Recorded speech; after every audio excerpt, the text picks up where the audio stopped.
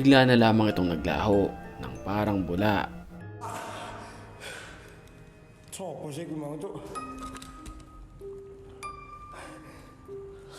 Saya tremor.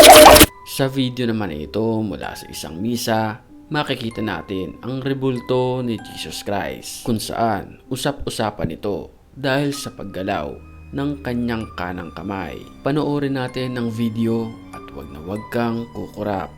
Le cantemos al Señor y nos preparamos para la salida. Cantamos el canto de salida con alegría, con esperanza. Le cantemos al Señor y nos preparamos para...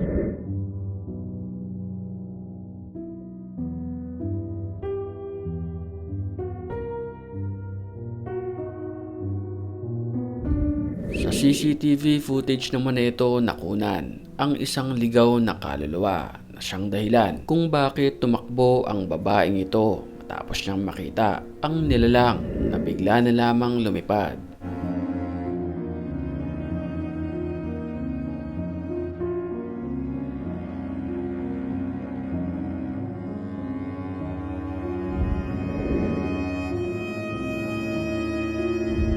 Halos isang gabing hindi nakatulog ang babae na ito matapos siyang mag-camping mag-isa sa liblib na lugar at sa kanyang adventure ay tila may kakaiba at nakakilabot siyang karanasan.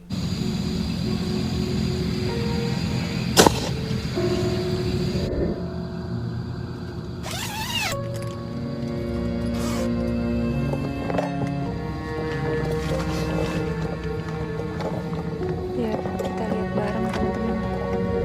Habang nasa loob siya ng kanyang tent, ay mayroong isang pumapagaspas na nilalang at matutulis ang kanyang mga kamay.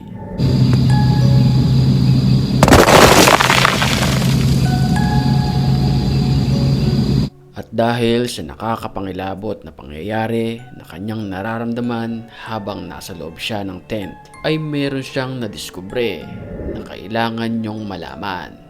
Well, kung ano yon ay sabay-sabay nating alamin sa ating susunod na upload. Kaya't mag-subscribe ka na sa ating channel para hindi ka naman mahuli sa susunod nating video.